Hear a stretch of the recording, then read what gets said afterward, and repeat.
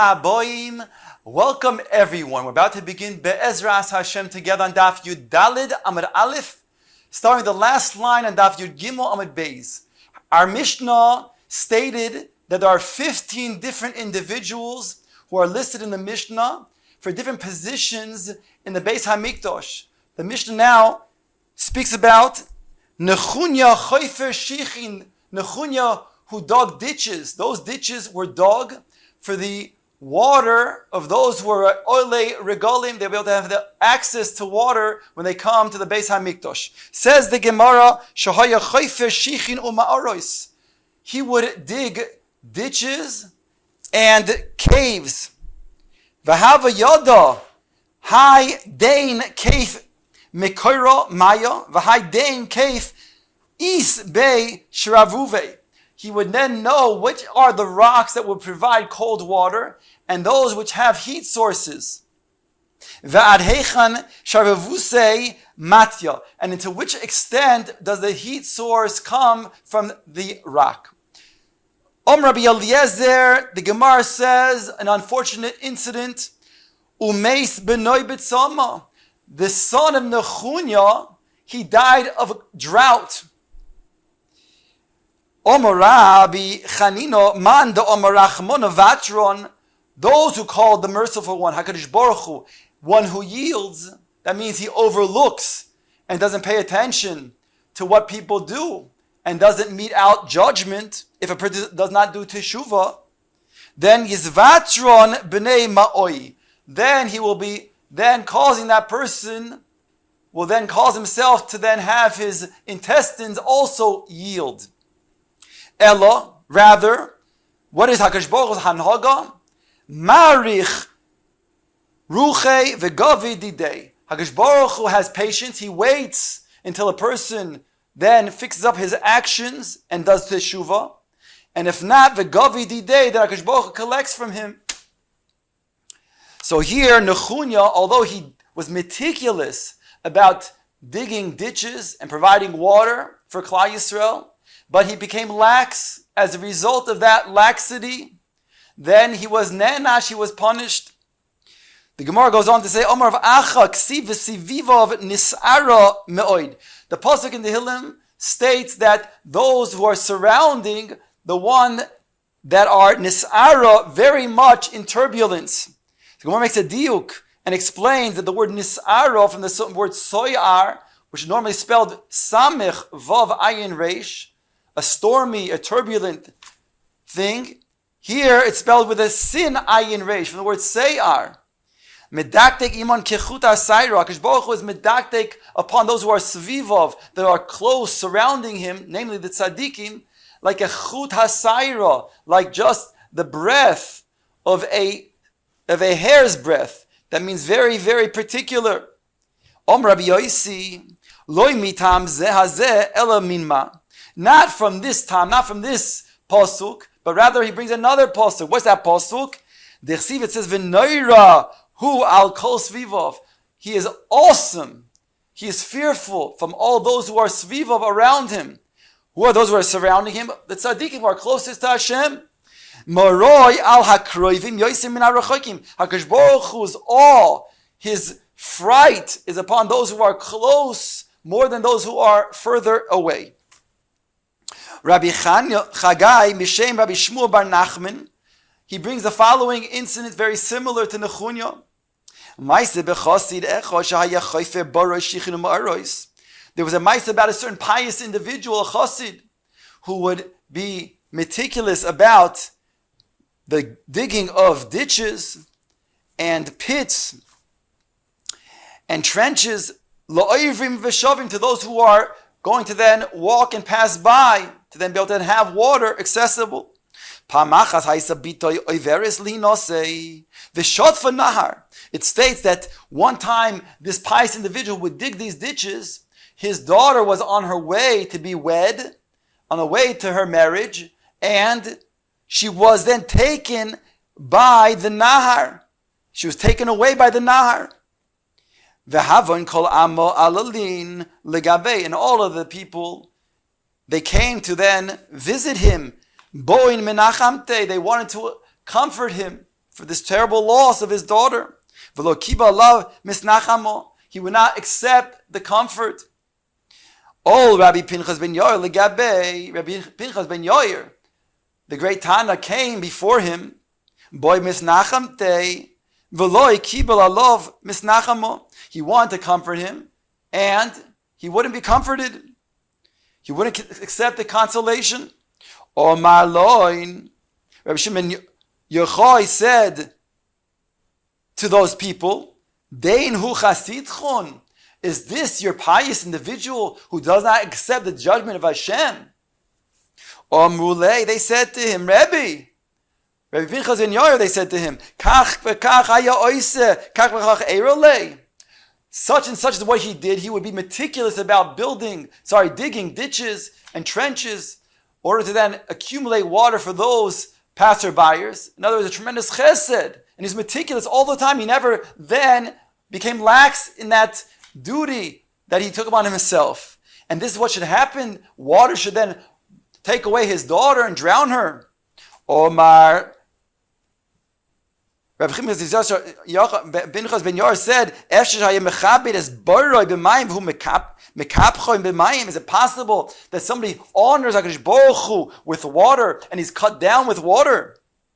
Miyad, immediately, nofla, havara be'ir, a rumor then went around the city, bos bito shel oisai ha'ish, that the daughter of that chassid, that one who was thought to have drowned, she appeared.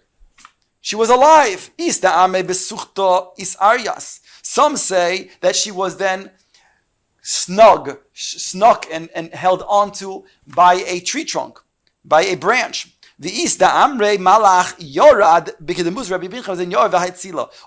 that a malach came down in the image of Rabbi Pinchas ben Yair and saved her. The Gemara now brings the next one in the Mishnah, Gevini Korois. He would announce, says the Gemara to explain, Shahaya Machriz beBeis HaMikdash. He would announce in the Beis HaMikdash. Ask the Gemara, Mahaya Oimer, what would he say? What would he announce? Says the Gemara, Imdu HaKayhanim LaAvoida Ulevim LeDuchnon VYisrael LeMa'amodon. Stand up, those Kohanim, for the Avoida, the Israel, at their Duchan, at their platform where they would sing. And the Yisrael, but Maimodon, there would be groups of Yisrael that were present by the Karbonos of the Tzibur, representing all Klal Yisrael. Agrippus HaMelech Shoma Koilo Ad Ches Parsois. His voice was so loud, Gvini, that the Melech Agrippus, he heard it from 8 parsois away. Now each parsa is 4 meal. Each meal is 18 minutes, which means that there's 72 minutes per parsa, and there's 8 of them. 8 times 72. That's over 9 hours of distance of walking. He was so impressed that he gave him many gifts.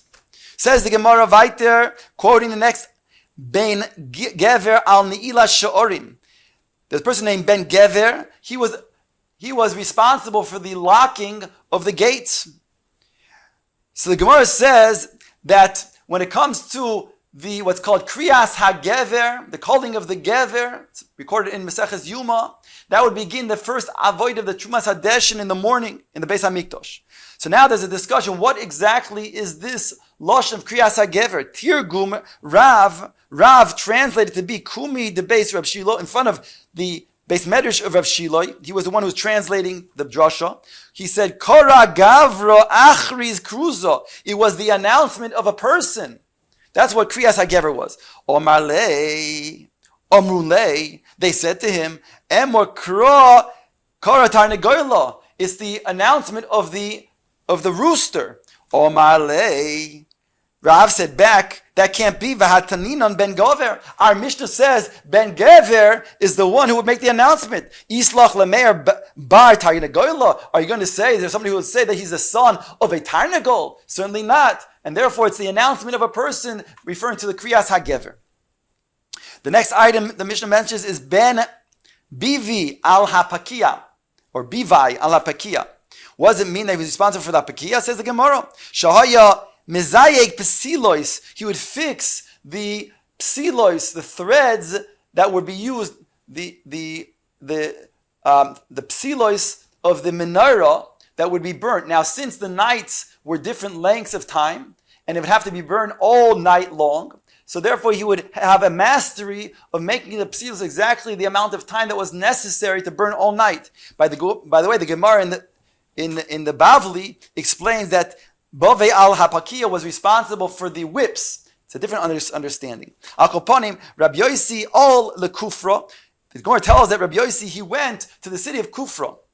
Boy mimanyo alehoin parnasim. He wanted to appoint leaders, people who would then be responsible for certain communal matters. And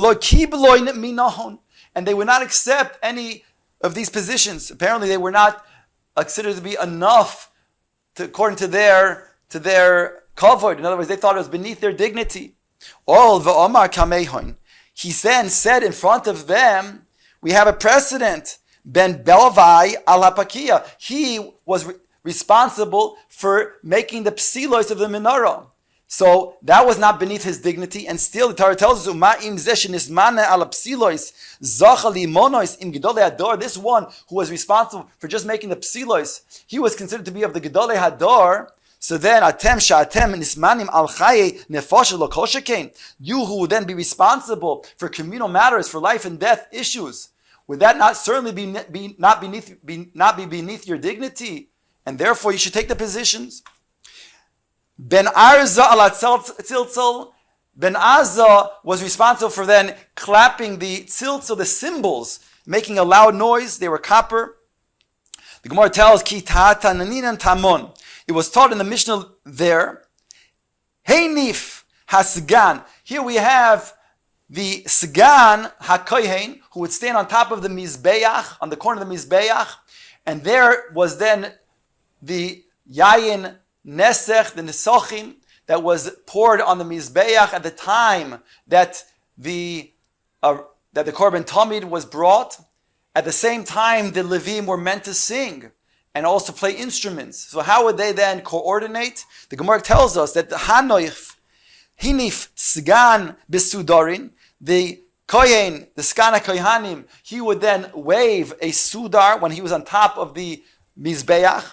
The Hikish Ben Ariza ala Tziltzal. And Ben Ariza, he would then make a cymbal. He will then hit the cymbals together, making a noise, indicating that the Levim should begin singing. The Gemara then brings the next item, Hugras ben Levi al-Ashir. Hugras, the son of Levi. He was a Levi himself, of course. He was appointed on the Shir, which means that he began and ended the Levim in their singing. Omar Rabbi Acha Ne'imo Yisera Hava Yodea. He knew a tremendous amount of singing, that the way of his singing was so melodious, was so pleasant. Va'amru alov al Hugras ben Levi shaya manim es koloi bezemer. He was able to then bring his voice to different types of notes in music. When he would put gudoloi betoich piv, he would put his thumb inside of his mouth, a certain way of making different types of singing, of different notes. Have a moitzi kama mine zemer. V'hoyu kol echov hakayhanin nizkorim lo bebas roish. And it says over here that his brothers, the Kayhanim, they themselves were taken aback, their heads, so to speak, were thrown aback as a result of his loud voice.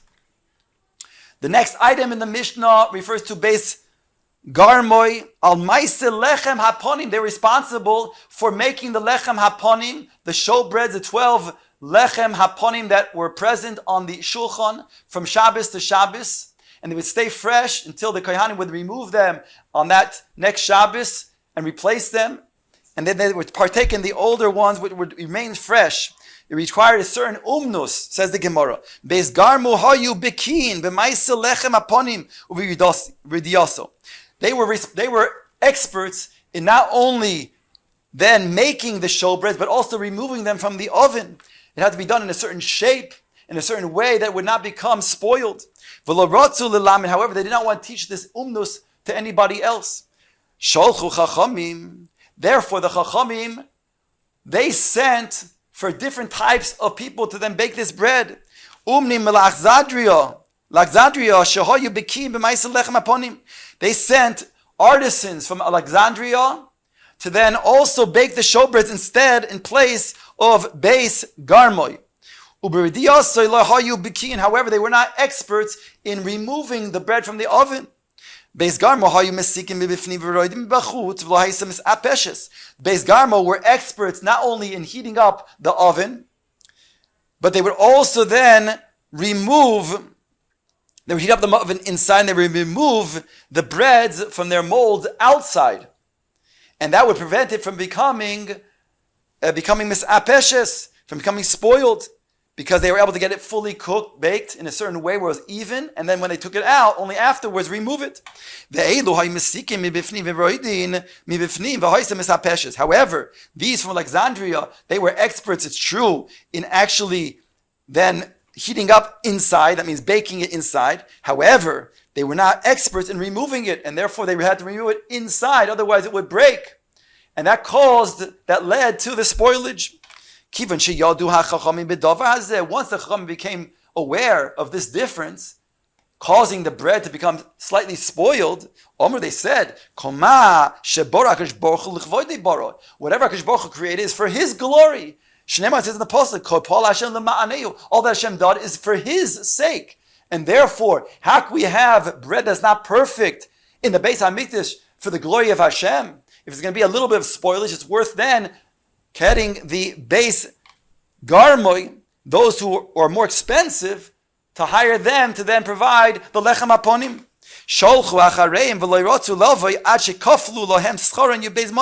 They went, the Chachamim, to them, and they could only then attain them for their services if they would then double their fees. The reason they took Yud Beis 12, and they had to double it to be 24. Rabbi Yehuda Oimer Chavdalid Hayunoitlin V'Noslehem Memches. Rabbi Yehuda says originally they had a price of wages of 24 for what they were doing. They had to double it to 48. Tremendous amount of money. But again, Laman Hashem, the Kvod Hashem, Amru Lahen, the Chachamim said to them, Mitnei ma ein atem rotzin lelamed. The Chachamim did not agree with them that they did not teach this umnus to others. They kept it to themselves. Amru Lahen, they said, Musaras hoya biyadin b'avasim. The reason is because we have a Masara, a tradition for our forefathers. This Beis HaMikdash will be destroyed in the future. We don't want to teach others this umnus, and then ultimately, Chalila v'chaz, it will be used in the improper way for Avodah Zarah. So therefore, we're not going to teach anybody how to make these showbreads. The Gemara concludes, B'dvorim halolu mazkirin oisel l'shvach. However, in the following matter, Beis Garnos were also then, they were